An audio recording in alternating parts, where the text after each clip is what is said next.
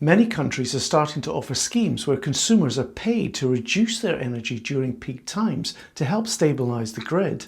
In the UK, it's called Demand Flexibility Service, and the scheme also rewards consumers for exporting energy during these critical periods. But here's the problem. It seems in the UK they don't really want to pay consumers at all. And if that's happening here, it could very well happen where you live too. Are these schemes dead before they've even got started?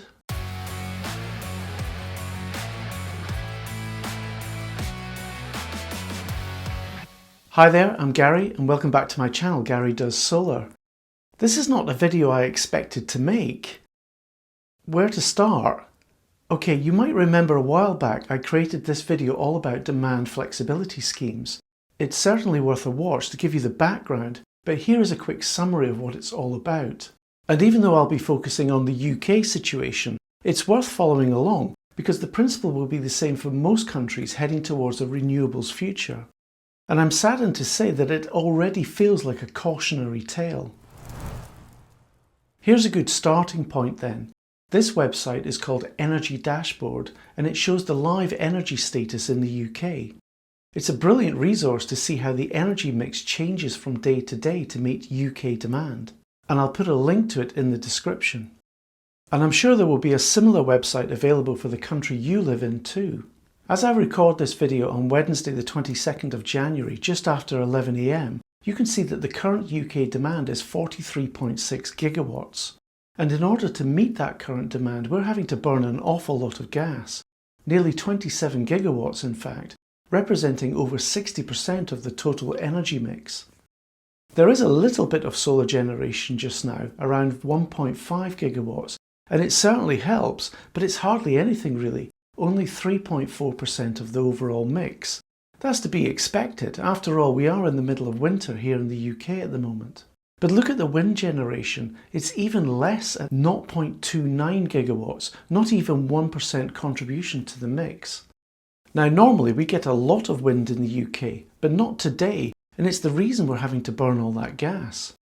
And this evening there will be no solar, so unless wind or other generation sources increase, it's likely that gas generation will have to be increased to fill that gap. The lack of wind and solar is a real problem for any country as they head towards a renewables-centric future, for obvious reasons. And the Germans even have a word for it, Dunkelflaute, which is actually the combination of two German words, Dunkelheit, meaning darkness, and Windflaute, meaning weak wind. Okay, let's have a look at the energy dashboard again, but this time to look at some historical data. Here's a weekly view from the 3rd of January this year. You can see that demand is changing all the time, but generally it's at its lowest during the night and highest around 6 PM each day. If we look at the main energy sources, you can see that nuclear, coloured in grey, supplies a constant level of power 24 hours a day, every day, and this represents about 10% of the supply mix at peak time. Next up is biomass. Several of our former coal-fired power stations have since been converted to burn biomass, primarily in the form of wood pellets. Biomass represents about 5% of the supply mix. After that, the UK relies on energy imports from other countries through what are known as interconnectors, large undersea electrical cables connecting our grid to neighbouring nations. Currently, the UK operates 9 interconnectors with countries such as France, the Netherlands, Belgium, Norway, Denmark and Ireland. And during peak times, these interconnectors typically deliver around 6 gigawatts of electricity, accounting for approximately 15% of the UK's energy mix. The next main source is wind, shown in green. For most of the days on the screen here, you can see that wind generation can be as much as 17.3 gigawatts, or around 35% of the energy mix. But look at the 8th of January. Wind dropped right down to 3.4 gigawatts, or only 7% of the energy mix. Keep that date in mind because we'll be coming back to it in a moment. If we look at solar generation, shown in orange, you can see it's pretty sporadic during the winter, resulting in hardly any contribution to the supply mix. That will change in the summer, of course, especially as solar generation capacity increases over the years. Finally, there's natural gas, shown in blue, filling the gap to balance supply with demand. And as you can see, the UK is heavily dependent on natural gas, even more so now that there are no coal-fired power stations operating in the UK anymore. Going back to the 8th of January then, this was a date where Dunkelflaute posed a significant challenge for UK energy management on that day. The National Energy System Operator, NESO, is responsible for ensuring a secure and reliable electricity supply across the UK. On the 8th of January, NESO issued both electricity margin notices, EMNs, and capacity market notices, CMNs. These notices are issued when NESO identifies a potential shortfall in electricity supply relative to forecasted demand at specific times. And in response, generating plants and other market participants can offer supply bids to help close the gap and maintain grid stability. And this brings us to Demand Flexibility Service, or DFS, which enables energy providers, battery management entities, and other market participants to place bids aimed at reducing demand rather than increasing supply. This is a different approach for the same objective. If demand can be reduced, then there is less pressure to find other sources of supply. NESO initially demonstrated a strong commitment for demand flexibility service through successful multi-year trials that highlighted its potential. And I have to say that Octopus Energy played a pivotal role in this success. They engaged 1.5 million households to actively participate in the trials, effectively showcasing the massive potential of consumer-driven flexibility.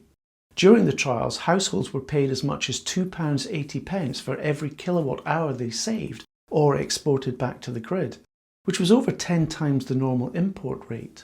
Building on the success of these trials then, NESO developed a comprehensive operational process supported by robust systems and detailed documentation, all paving the way for a full-scale launch at the beginning of this year.